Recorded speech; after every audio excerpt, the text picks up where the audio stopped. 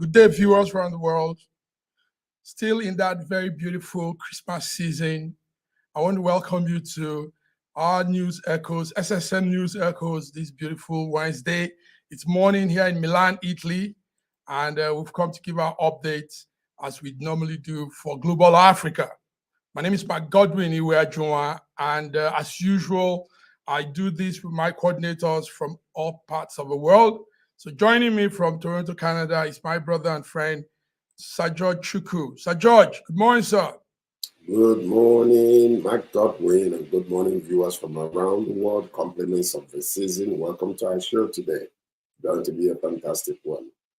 Indeed, George, indeed. It's going to be a fantastic one, even though there are some sad news also. But before we go to the sad news, George, BD is there. Our lady BD from Lagos, Nigeria. BD, still in the mood of Christmas. Merry Christmas. Good to see you. We can't hear you, BD. Yes, BD, we need your audio to come up.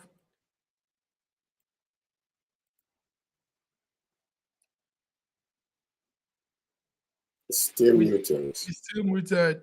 Okay. It's okay. Don't worry. We know those little technology issues when it comes to walking. Anyway, check on the audio. Check on the audio, BD. George. Hello, can you hear me now? Yes, we can. Yes, we can. Good. Massive Mike, happy Christmas. Sir George, Merry Christmas. All our viewers all around the world, Merry Christmas. Good to have you again today.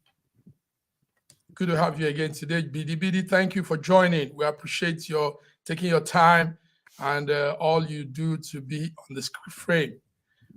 George, BD, there's a sad news that just came into us. Boom, boom, early morning, not up to 2 hours now. The Lagos State, Ondo State governor. Ondo State is southwest of Nigeria. The governor there has passed on. That is the person of Rotimi Akeredolu.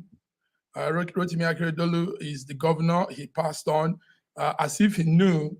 2 weeks ago, he handed power to his vice, the vice governor, Deputy Lucky Ayedati Dawa. Lucky Ayedati Dawa. So this is one of the major headlines in all the newspapers this morning from Nigeria, like Ondo State, Nigeria. Also, on the newspaper headline is Egypt. Egypt has concluded its presidential election.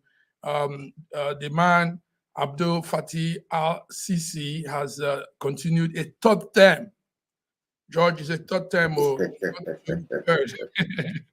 So 6 years term, he's going to continue. He won 89% of the votes in the election, which faced so many serious challenges, but he came through. That's what we're seeing from Egypt. The election took place as Egypt also struggles with slow burning economic crisis, and Egypt is also managing to fight over the spillover of war from Gaza and Israel. You know, they have the border between them right there in the peninsula. So Egypt's president is going in for a third term. Also, the DRC Congo, the election has been marred with protest and so much fighting and delay as the opposition alleges fraud in what is happening. As at this morning, we're still looking at how it will turn out. So these are some of the paper headlines we're seeing early this morning. I don't know if you guys have anything to add to that. Rotimi is gone. Rotimi, our Ondo State governor, is gone. A viewer that is on with us, Ijoma Chukwudi Akihara, says chai. Now the exclamation chai is a southeastern exclamation for oh dear. A sympathetic way of saying I'm sorry. So thank you, Ijoma. Chai, indeed. The man is gone. Well, I just want to extend my sincere condolences to the family. I understand that his wife Betty also is from the eastern part of Nigeria, from Owerri, if I'm not mistaken. So we extend our condolences to the family. The Lord will continue to strengthen them and keep them and direct them. And also want to extend our congratulations to the new deputy governor that has become the governor right now. Hope that he will carry the mantle of his predecessor to a successful end. That's beautiful. Thank you, George. Hope he carries the mantle to a successful end. Yes, George. Bidi, the wife is from the southeast. She's from Owerri in Imo State, southeast of Nigeria. So that makes her an in-law. Right. Yeah, his wife is an Igbo woman. My heart goes out for the family and for Ondo people. And I wish Nigerian politicians will learn something from the deaths of our Akorodele. And the thing is this: when most of them get to this office, they don't think of any other thing, but they just want to hold on to that power. I don't know, maybe I just want to say what I feel like. Akorodele went to travel abroad for his medication. You remember? Yes. He was there for like 2 months, and there were things that were going on in Ondo, and he rushed back. And when he came back, he never went to Ondo because he was really down. He was throughout, for the few months he stayed in Nigeria, he was at Oyo, that's Ibadan. He was there because he was really down, dragging for this power. Do you understand? Dragging for this power. I'm just saying, I'm not God. I don't know. This man he was sick. He breached his treatment and came back to fight for power. Where is him today? Where is this power? I just believe that and other politicians, Nigerians, can learn from this man's death. Bidi, you're on ground, so you know better, you know more. I didn't know he was in the proxy location doing governance. I thought he was there in Ondo. So hearing this from you is a good one. You have opened our eyes now to know this. Yes, power. That's what happens, George. Mankind, humanity, men mostly fight over power. And like we say, all power belongs to God. So he gives to whomever he wants to, and also takes from who he wants to take from. How do you see mostly Africans? We have leaders, presidents that have been on the street. Now we're talking of Egypt. That's Sisi. And he wants to go, he's in for a third time. The Egyptian constitution actually allows that. But they want to hold on till infinity. George, what will you say about people holding on to power like it's their life? One of the major problems we've had in what you consider the third world countries, they do not take a look at the way they look at leadership. It's almost something prideful to grab on. A way of making money and harnessing power, but not a way to serve the people. And that is the difference, the reason why many people want to get into the government, because once you get into the government, you become a mini god. All your cares are completely done. They give you, all the power that is needed, the financial prowess and everything. But if you go in there, with the purpose of serving, and then when you are incapable to carry that office, you will just gladly relinquish the power to the next person who is stronger than you. But that's not the way that people look at it. Even my good friend Obasanjo in his town, he danced around with the possibility of becoming a third-term president, But I guess the other powers, said, no, you cannot do that. And then he had to go. So this is exactly what has happened. But if the government of Egypt, their constitution allows third term, I don't see anything wrong with that. The only place that I see a problem is if, for instance, you are supposed to be a two-term president, but you want to go and muscle yourself to change the constitution to suit your fancy in order for you to become a third-term president. That's where I have issues. But because, when they say that power corrupts and absolute power corrupts absolutely. Power corrupts, absolutely. Power corrupts. Our man, the governor that passed on, he did some pretty good things in his lifetime. Anyway, sadly, he died of leukemia. He battled with it, but he was the ex-president of the Nigerian Bar Association at a point in time.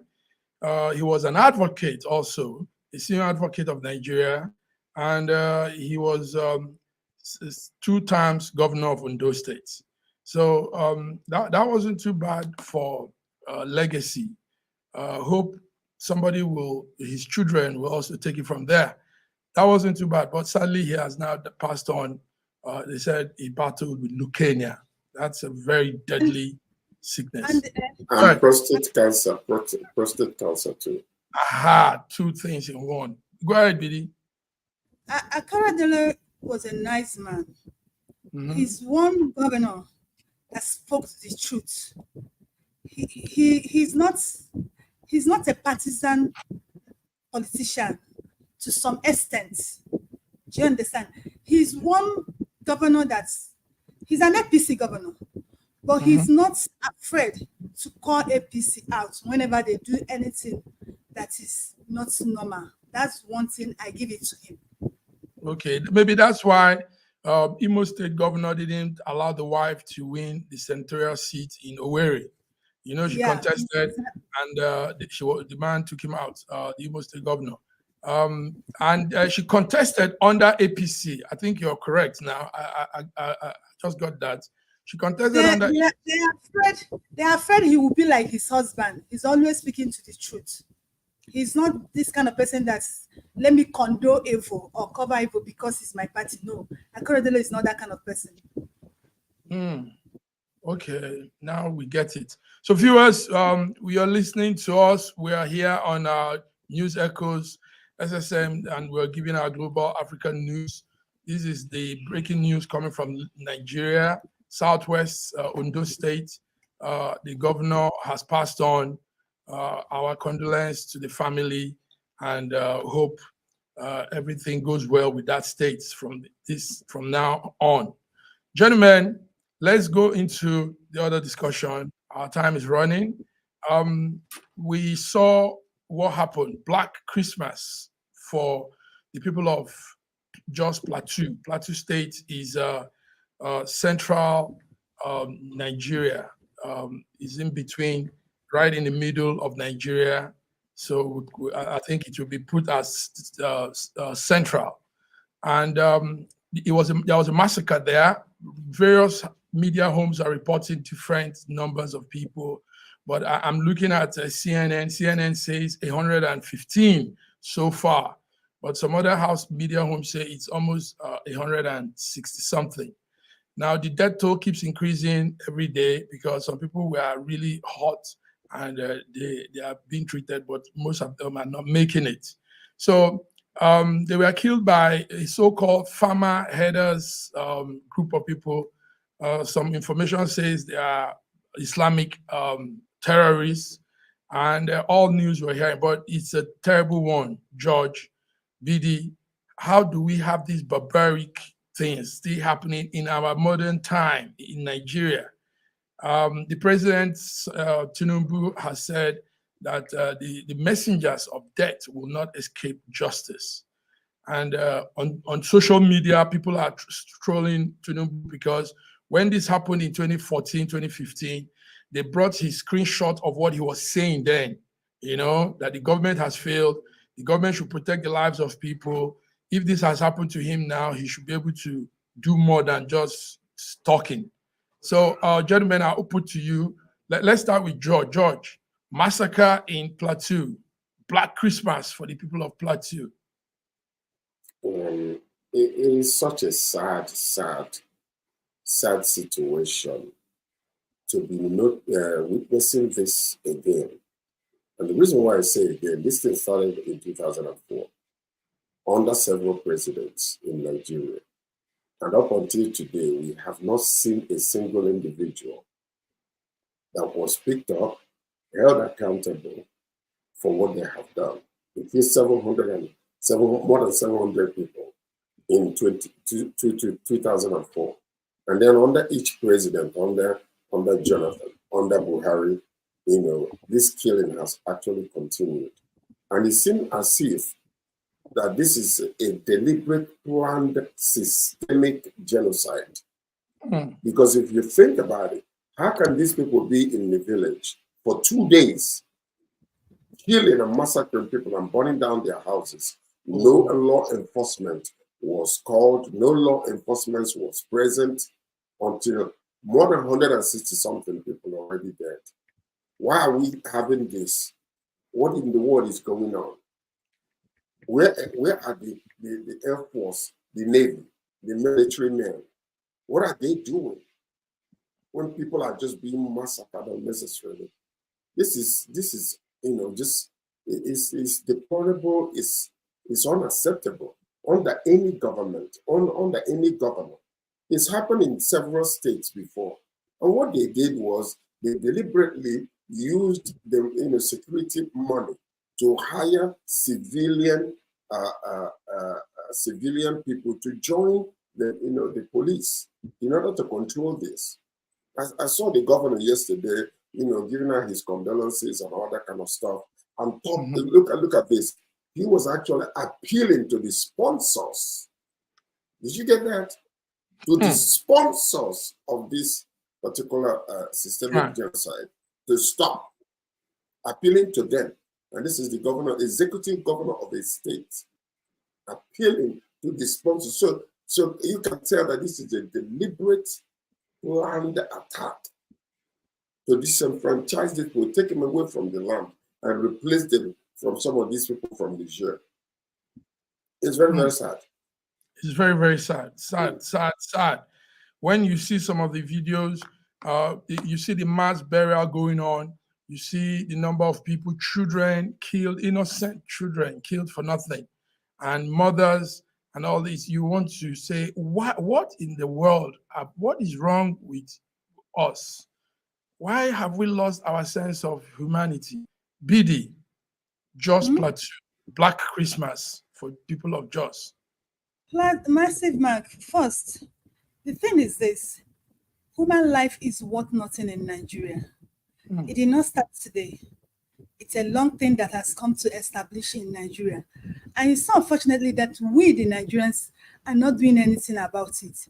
Now, when these people came, and the thing that I don't like about what is happening, the people that killed in Plateau Black Christmas is over 100.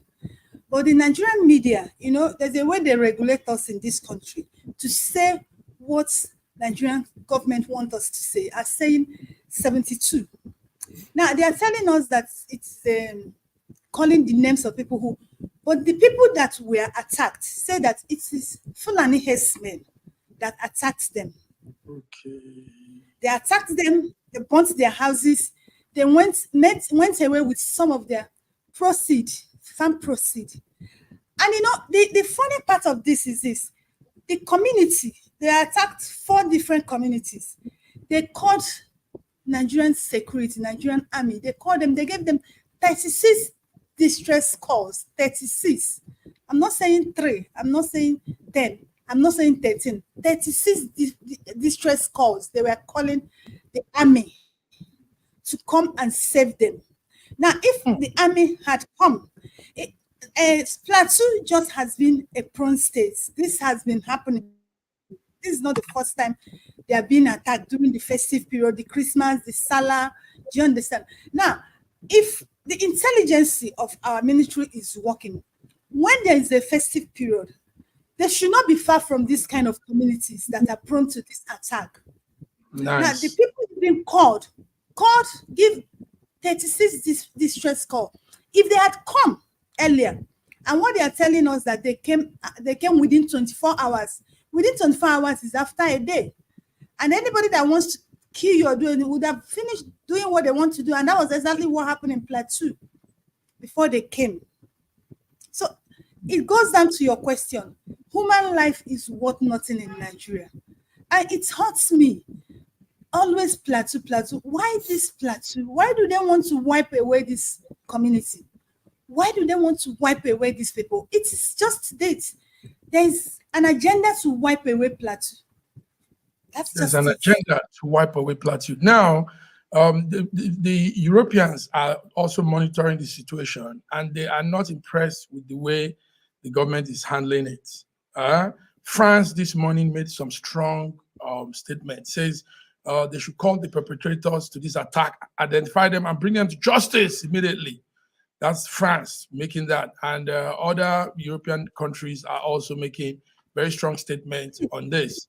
Now, the situation is that, the situation also is that people are complaining on social media and saying, yes, the president is not sounding very firm on the decision on what to do. George, let me take it with George first. We'll come to BD. George, what will you say if people are not sounding, if the government is not taking it as serious as it should be? BD just said something very intelligent there. Since they know these things happen, they should have security around those communities during festive period. George, well, listen to this though. What you need to for the president Ahmed Tinubu, who goes around.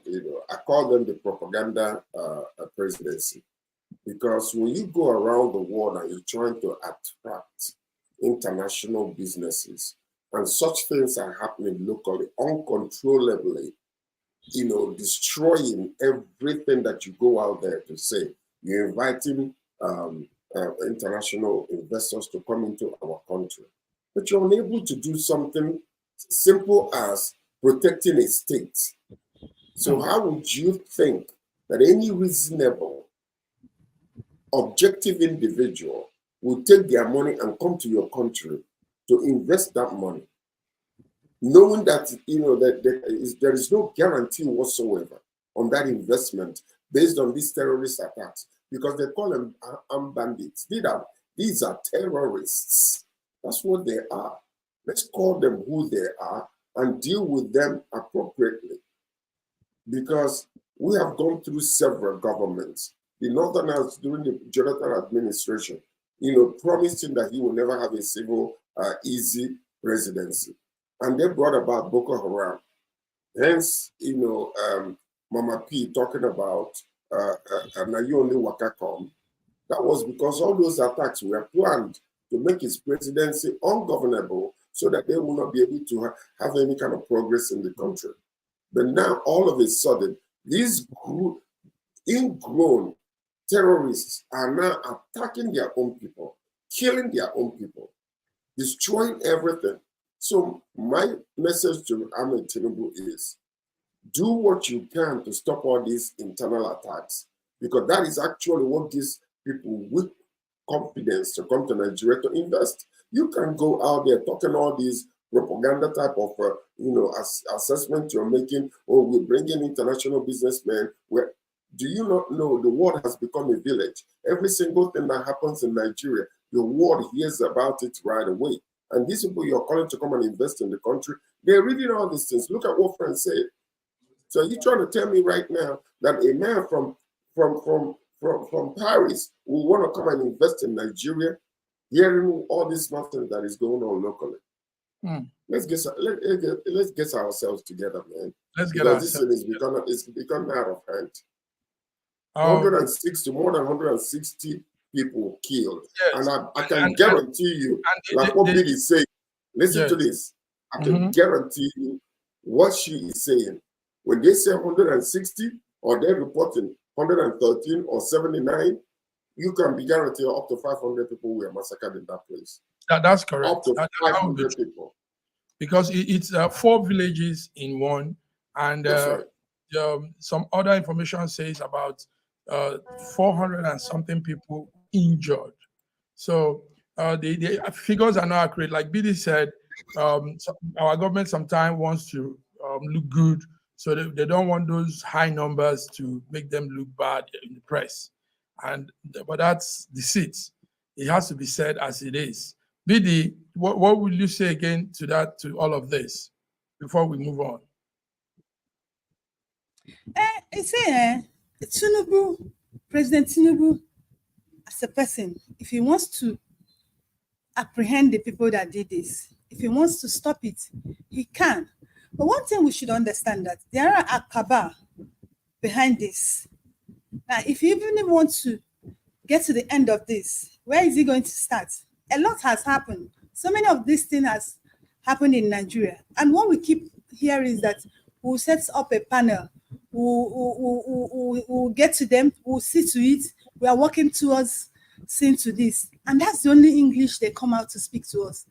And from year to year, nothing happens. Nothing happens to these people. The same people will still come back and kill the same people again. And the Nigerian government will come out and speak the same grammar for us. So it's been happening. The thing is this, if you ask me, Nigerian government don't want this thing to stop, because if they want, they will stop. Now remember, I said in government, I was taught, they said when a crime in a state supersedes a week or 2 weeks, that the government in that state is aware of it. That if they are not aware of it, it will not pass 2 weeks that they will get to the root of it. But what have we seen? It has become a culture, a norm with us. They've killed in Plateau. Before you know, just give us 2 weeks. They will kill somewhere else. And they keep speaking English to us. And nothing has been. So I just don't know. Like I said earlier, if we are waiting for our government to put a stop to this, they will never. Because I don't know their interests and why they are not copying this. I think it's high time Nigerians stand up and do something about this killing, because it's obvious that the Nigerian government are handicapped. They can't stop this. They can't put a stop to it. So I think it's high time Nigerians themselves stand up and do something about this killing. Like I used to say, like what? It is Like Plateau what? people. Like It is what? Plateau people today. It will be another people tomorrow. What will Nigerian citizens do? What would they? So what can they do? What rise up and do what? They can do a lot. Like They what? can do a lot. Give me one. Yes. Give me one or two. Sir George. Yeah, give me one or two now, because when you Okay, George wants to hear. George wants to hear your Yeah. expertise on security. Yeah. Well, PD is not a security expert, George. So she's only speaking from. She's only the speaking reason why from. I'm saying what I'm saying is because sometimes we can emotionalize situations whereby we want something done at all cost. But the point is, the people are handicapped. They don't have any military weapons. They don't have any way of go. Are they going to go after the people in the deep forest that are hiding and use stones and sticks to fight them? It's not possible. The government cannot do anything. No, what BD is saying is more like individual strategies towards protecting their life. I mean, you have like what? Vigilantes. Like what? Like forming what? vigilante. Listen now. Vigilante groups in the southwest. Remember, they formed the Amotekun. Now north central, since this is a prevailing thing every time occurring situation, maybe a private indigenous security arm will be a solution. But they have one in the north, Eastbourne. They have one in the north. They have a very strong. Is it there in Jos? Is it in Jos? No, it's all in the north. I think they covered everywhere. It's not even about this. It's about every Nigerian coming together. See, they can't be killing us like this and we just keep quiet and fold our hands. Our government are handicapped. They can't do anything. And we too were handicapped. I don't know, but that's just what I see. Because it's obvious that Nigerian government cannot do anything. Each time they kill, there's this killing. They come out, they speak grammar for us. And after a few months, please, they kill again. And they keep speaking grammar for us. And we're folding our hands, watching as they kill us. Thank you very much, BD. You're saying from the heart as usual. Thank you, George. Gentlemen, let's go on a small break. There are still some news updates we have to cover. We want to also say our condolence to the people of Jos, Plateau, It's horrible. I think this is the worst so far, BD. This number is the worst so far in this massacre in that part of Nigeria. No, it's not. They have killed more people before. 2004 was 700 plus, yes. And those numbers were not reported correctly. If they tell you 700, that means that about 1,500 people died of it. That's it. And it's been happening in the same place. This is not that they are in war or they are in anything. It's just communal killing, come into a village and just cut people's neck, stab people, shoot people. Oh man, that's gruesome. Really, really gruesome. Okay, gentlemen, thank you for all this you've said. We have quite some number of viewers following us, listening. Thank you for tuning in. Those of you that are following us, this is SSM News Echoes Wednesday Global Africa Update. And I'm here with my people, my men, coordinators, distinguished men all over the world. Let's go on a short break. We'll be back and we'll give more updates. Thank you.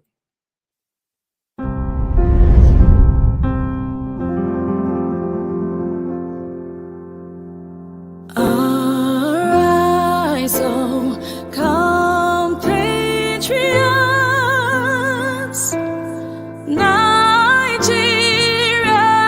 call, obey, to serve our fatherland with love and strength and faith.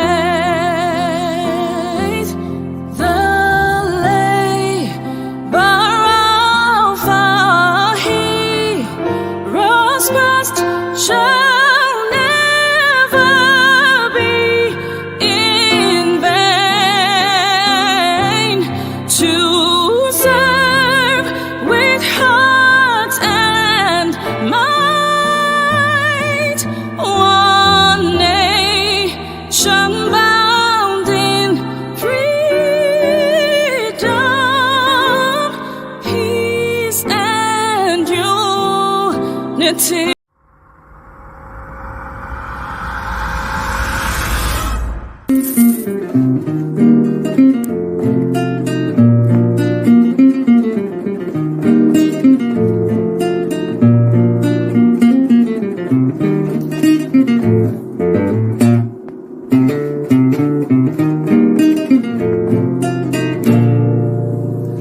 Hello everyone, I am Nusama Shah Ibinoma here.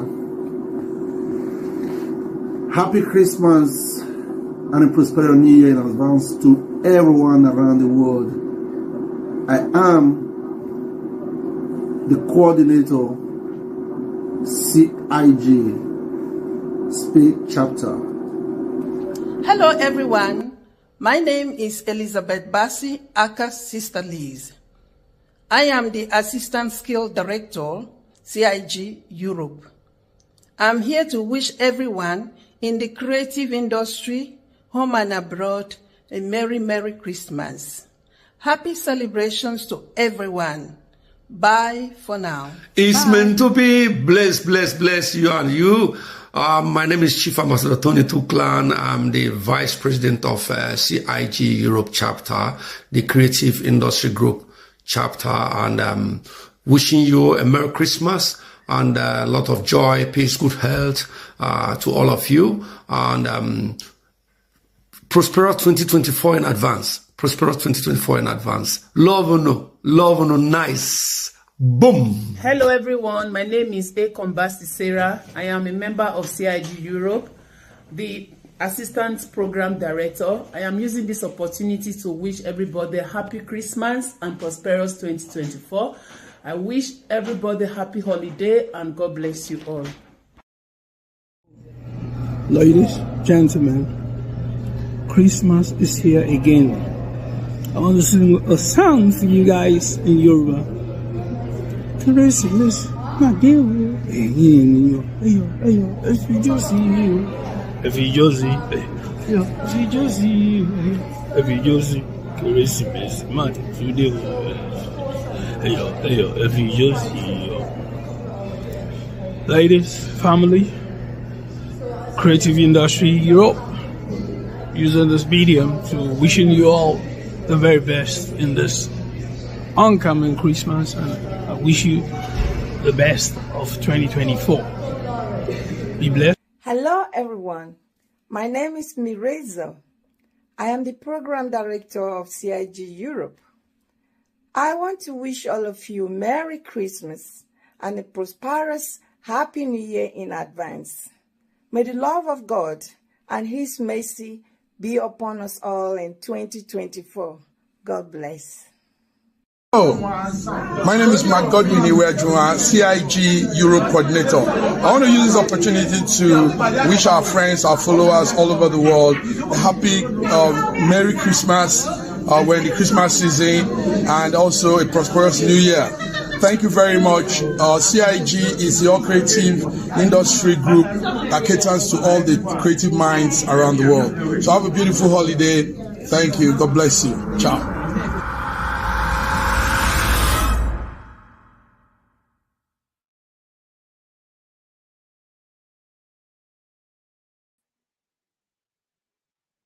Viewers, you're welcome back to our SSM News Echoes this Wednesday morning. Thank you very much for tuning in. George, BD, hope you're all there.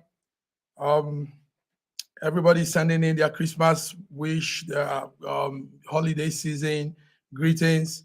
George, I know you've been doing the same in your corner too. Yes. Good, and you've been having quite some nice time there celebrating. BD, Yes. I hope that's same for you. The holiday season, even though you said something last time, you said Nigerians are not really in that very festive mood as they used to be, maybe because of the economy. What you want to tell us more on that before we go into the topic? How is the I said it and I invented a word. I said Nigerians are not Christmasing this year. I'm telling you. But I trust Nigerians. They will always, find a way around things. More especially these people they call the Igbos. I'm surprised that they still have a way of traveling. And the transportation this time around is not in this place. Do you know from Lagos to East, within this Christmas period, people pay as high as 250, 260 just one way. So if you're traveling and coming back, you should be having 500,000. Now in transports on the road, they are paying 35, 40 something, close to 50,000 just one way. And not only that, the road is not motorable. The people who left Lagos on 24th did not get to the east till the next day. The problem, a lot of people slept on the road. Even till today, the traffic is something else because the road is bad. I'm telling you. And the people that did not travel to get things to celebrate with their family because the cost of everything is real high. But it's not Nigerians, they will always find a way around it. But that's not good for our health. We claim to be very strong people, we'll find a way around things. But it's telling on our health. I'm telling you, we did one report a few weeks ago, and we found out that the people who live abroad live longer than people who live in Nigeria. Because of what? We internalize a lot of things. We pride ourselves as people who are strong, but we don't know what's the effect those things are having in our health. So that's how Christmas is being going in Nigeria. So didn't the government promise to help people that are traveling by reducing the cost of movement in Nigeria? Wasn't that what happened before Christmas? Yeah, the thing is this, the promise that government made was actually they entered into the agreement with just 5 transport vehicles. That's just 5 of them. I think 3 goes to the east. And I might not be able to speak much about that. But what I know is that the agreement the government had was just with 5 transport companies. And 3 out of that transport company, their route is Abuja East, Lagos East. Do you understand? And we had issue where a lot of people had problem with some transportations where they want to board the transport and they tried to give them half of the fare and they had problem with them. They said no. They say, there's an announcement that you should pay half of the fee. They say they didn't hear about that the president is not buying fuel for them. I think there's a particular transport company that government enter into that agreement with. So, but now I can't tell you how that agreement has been going. It's not everyone, just few transport companies. George, you had that. You know, our government does a lot of very childish. No, we call them propaganda governments. That's what it is. They like to sound good, but absolutely back it up with no substance. You know, it's just like an empty vessel making a lot of noise. Now, when you go to those transport companies now, they will tell you nobody has paid any money. They have not been giving anything. They're not exactly. Blah, blah, blah, you know, and it went like a big news announcement. In fact, from the presidency himself. Can you imagine? Now, when the presidency says something, you should back it up with action. Well, you see, part of the problem, listen to this. Part of the problem is this. You go, you sound good. You want to motivate people. You want to entice people. You want to, you know, give them a little hope. Just exactly what we're talking about. You're going out there, you're spending billions of naira, traveling around the world. You're trying to bring investors. That is not the first step.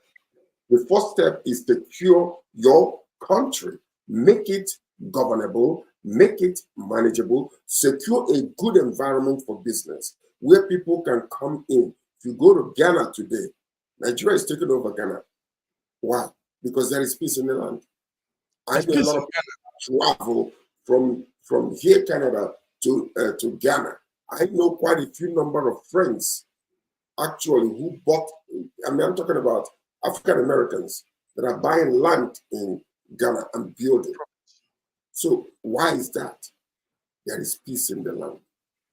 So if you go out there and start talking about spending billions of naira in traveling and taking everybody with you and talking about, you know, you're trying to bring investors and your land is in a deplorable state, nobody will come and invest in Nigeria. No reasonable individual will see companies that has been there for many, many years, it's well established, grounded. They're all running away. And you think somebody's going to come in because we tell them, oh, we try to bring you into Nigeria to come and do business. Do what kind of business? Let me also add this. Listen, you guys, listen to this. Funny enough, do you know that Nigerians in diaspora, a lot of them are big businessmen, big entrepreneurs, big one, not small business people. But do you know that they are not even looking into going to invest in Nigeria? Can you imagine that? let me shock you. There's this Switzerland friend I had who start talking. I say, what are you doing? Why don't you come? I say, I was in Nigeria. I left Nigeria 5 years ago. I said, what happened? He said, my partners, I had issue with my partner who took it to court, and the case lingered for 3 years. They could not, you know what the guy said? You people don't have good judicial system. I can't come there. My money, I brought my money, they took my money, nobody to help me get my money or even get me justice. You see, it's not only peace. If you don't have a good judicial system, people will not come because they know they are not safe. But if you have a good judicial system, people will come because they know that even if they have a problem, they'll go to court, they'll go judgment. But a lot of them know that if there's anything goes wrong, they can't get judgment in Nigeria. It's another way it affects us. It affects us. Thank you very much, Judge BD. That's it. We hope they are listening. The viewers are listening, and we hope more importantly, the government officials are listening to these very, very apt statements we are putting out here. It's not about going around looking for investors. It's about doing things that will just attract people naturally. You don't need to even call them. It will just attract them. I mean, Nigerians, diaspora have a lot of. You don't have to go out there to. If your country, if our country is a peaceful, wonderful, secure place to do business, we don't need to go to anybody. Because Nigeria is 1 out of every 11 black person on the earth today is in Nigeria. So you just talked about Ghana, George. That was a very good example. Ghana is not. The president is not going anywhere. He's not looking. He has not gone anywhere. Business is attracted naturally. Yes, people are the ones humping into Ghana because, like you said, Ghana has very good security. at least in Africa to a level. Ghana has a judicial system that is working well. So I know so many South Americans, so many Americans, Black Americans going to Ghana, buying property, land, everything, setting up business. And nobody told them, no president came to tell them, come and invest. They just realized, they saw that something good is brewing in Ghana. Right there. That's right. What my advice to this government is, please do your planning. Don't answer questions without knowing. Don't give answers without knowing what the questions are, because that's exactly what is happening. It's so sad. We're listening here with all this noise, propaganda that is going on. Every excuse on the earth to look good on top while your foundation is rotten. Let us begin with a foundational plan to secure our place. Let's have love for one another. Let's, understand that diversity can be our strength. We play it here every morning whenever we do these things. The beauty of Nigeria is the beauty of the world, if you ask me that.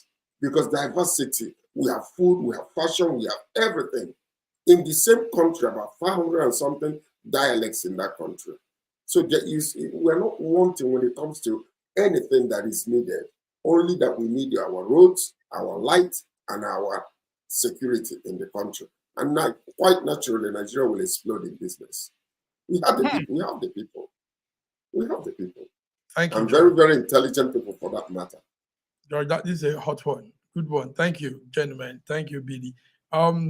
A small one before we go on to more topic. In River State, this morning, I got it that the governor, Fubara, says that truce, that document that was mediated by Tinubu, he is going to work with it. After the mediation, a lot of mouth were wangling. Many people were saying he was forced into it, coerced into it. But he has said he has gone through it, and that the document is not a death sentence, that he can work with it. So will that bring peace and succor to Rivers if the governor has agreed to the documents between him and the president, Tinubu, and Wike? George, do you think this ends the crisis in Rivers? Now we should move on. The point is, Jonathan entered a president of Nigeria and was muscled to the corner all through his presidency with troubles all over the place. Fubara is being muscled by this government because if Tinubu had come, openly rebuked the former governor of Rivers State to back off and let these people govern themselves, that would have been the appropriate thing to do. But this man, I believe that he is not confident of what is really his office, the power that comes with his office. And that is the reason why he's allowing another individual to control him. So possibly after a few years, he might understand that he just put a ticking timing bomb in his government. And that's what I believe. That's what he just did. So they just signed him over to all of these conditions, and none of them actually favors him. And that's why the people from his side is crying out. They're crying foul, foul. That's not fair. Why would you allow the former governor to come over here and mandate and put this man on a chokehold? Because that's what they just did. That he will discover afterwards. He will discover. They're on the chokehold. BD, Fubara says the mediated papers from Tinubu and Wike, that is not a death sentence. He can run with it. We know what happened on the 8th. I think that was on the 18th of December when Fubara and Wike agreed to end the political fight in the presence of Bola Ahmed Tinubu. And yet this morning he is saying, well, that agreement is okay. It's not a death sentence. So he said he has studied it. He has looked into the terms. Does this now end everything? Do we now move on to governance in Rivers and not political bickering, political animosity and fight? Of course, if he has said he will run with it, if eventually runs with it, it will end the political bickering in River State. But one thing you should understand is this: he said he has studied that document, but he has not analyzed it. The problem Fubara has as a person, from what I've seen, he's someone that he doesn't take time to analyze things. Because what has brought him into what problem he's having today, it same document he signed with Wike, without analyzing it, without going through it, without internalizing this, what it is today, what it will be tomorrow, what will be next tomorrow. He didn't do that, and that's the mistake he's going to make now. Remember, the Sule Lamido, the Kwara State, Jigawa State governor has called him out. Jigawa governor has called him and said that he should throw away that document. He should not work with that document. But now here he's saying that he's going to work with it. Well, I just pray that what he's going into does not come after him. Because if the document I saw is what he said he's going to work with, except there's a different government, it will certainly come after him.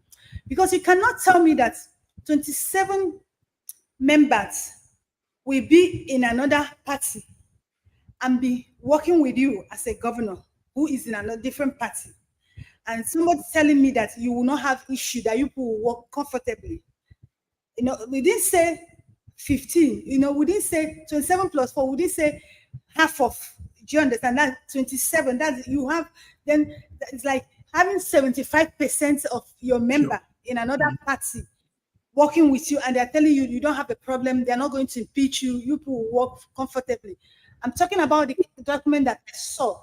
If it's that document that I saw, Fubara don't have much months or weeks, it will backfire on him. But if it's a different document he says he's going to work with, so be it. So be it. Thank you. Let's keep it at that. That's a good one. you just let's go further, gentlemen. I want us to cover at least everything we have here. Last night, the Nigerian Defense Chief, One Musa, said that there should be action against that Finland-based separatist, Simon Ekpa.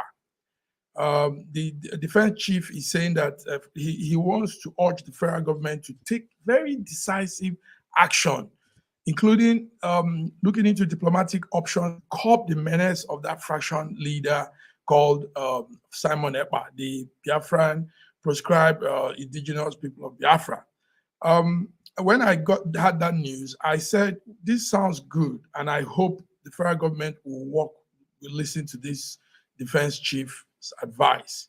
George, Simon Ekpa is following the footsteps of his boss, but he is doing it in a very, very crazy, extreme way.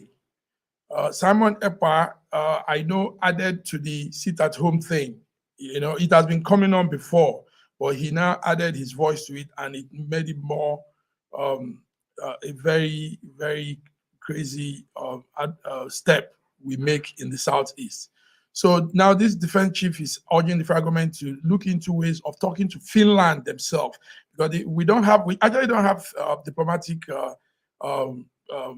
arrangement with Finland, but we can create that with this whole situation and see how we can stop Simon Ekpa from spreading utterances that are capable of setting our country on fire. George, what will you say about it? The problem we have here is, if it was against the West that Simon Ekpa was doing this, the government would do something. The former government would have done something. If it was against the Southwest, Northwest, Northeast, whatever, Central, they would have done something. They know what to do.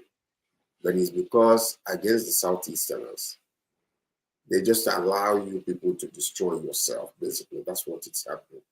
So don't tell me that they don't know what to do. All it takes is one phone call. One phone call from the presidency, and all this nonsense will stop. They will mandate that idiot that if he does anything again, he's going to be arrested and repatriated back to Nigeria. But the reason why they're doing this is because they're taking what you call a weak step. All this talk is absolutely nothing. It's nonsense. Let him go and try to do with Russia and see what happens to him. Let me open up his mouth and voice something like that against the Russians and see what happens. We are playing games in our country because it's against the Southeast, and this is stagnating the economy of the East. Nobody cares about that. Even we ourselves, the governors in the state, they are handicapped, not because they cannot do anything, but they are stupid. If you ask me, that's what I can say. Because one man alone sitting somewhere, creating all manner of, I'm talking about, billions upon billions of naira every single day. The economy of the East, this is what they specialize in. And you are lying and we're talking all this nonsense. That's empty noise. I don't want to hear that. When they get serious, we will know. Okay. They're playing games. Yeah, BD, 1 minute. What do you say? Now the defense chief says federal government should do something. These boys putting fire in our country, staying in one corner and saying all these things. What will you say, BD? Do you have anything to say? Because we can move on. Maybe there are some other topics you can look into. There is this discussion on the refugee camp. Massive Mac. Mm-hmm. You don't want me to comment on this or what? No, go ahead. She was asking you now. Yes, I was asking. Massive Mac, the defense chief that said that they should talk to Finland government about time and Ekpa. Yes, I know there is a problem in Southeast. We have more problem in the far north than we have in the Southeast. Majority of problem in the Southeast is created by Nigerian government. I'm in the East now, go to East. It looks like there is a war. Checkpoints everywhere in the East. What is happening? Intimidation from Nigerian government to the people of the Southeast. You understand? Now, I always ask question whenever they come up with this case. Why is Southeast being listened by the Southeast people? Okay. It's because there was a vacuum of leadership, a vacuum of elders. That was what gave Nnamdi Kanu the opportunity, even giving Simon Ekpa opportunity now. Now, they said they want to go to the shame to the leaders of Ohanese, shame to all the governors in the Southeast, shame to all the leaders in the Southeast, because of what? They refused to do their work as leaders, as the elders in the house. Then these small boys came in and took place, whereby they will not speak and they will listen to them. The elders, the governors will speak and nobody will listen to them. Because of what? Because they don't have the interests of the Southeasterners. That is what gave these boys the mouth to speak. Do you understand? Now, see, I'm coming. Please don't rush me. Please. Because we don't have time. We don't have time. I will shorten it now. Okay. Now, listen. The same way they've went to Nnamdi Kanu, they've arrested him, they put him in. They now want to arrest Simon Ekpa to put him in. I'm not saying what Simon Ekpa is doing is good. I never said it. They want to arrest him and put him in. Now, remember, you said they used to be sit at home. Yes, once there is a problem, but since Nnamdi Kanu went in, they now proclaim that sit at home to be every Monday. And they've pleaded, release Nnamdi Kanu, which the courts, 2 different times have asked the government to release Nnamdi Kanu, they refused. And they kept him there. Now they want to go and arrest Simon Ekpa. What is this saying? That is why here. See, Simon Ekpa is not our problem. Our problem in Southeast is the leaders, the governors. Okay. We're going to talk more on that. George and I and you will join. We want to look into Southeast. Our focus is Southeast Nigeria and look into situations and how best to address some of those things. Gentlemen, it's time. We have to go. But before we go, there's a sad news, and that's because we are media people. I want us to just say this. Right in Edo State, Edo is South Nigeria, Edo State, Nigeria. A member of the NUJ, Nigerian Union of Journalists, was killed. One Hilary Odia was killed yesterday morning while he was in his office. The mother, like they say, is related somehow. They say it's related to cult and all that. But the thing is, how do you kill? And this is a prominent figure. He's a major personality in the South, in Edo State media sphere, and now he's being killed like that. So, gentlemen, our condolences. Our condolences. Sorry to hear this. We send our condolences. SSM.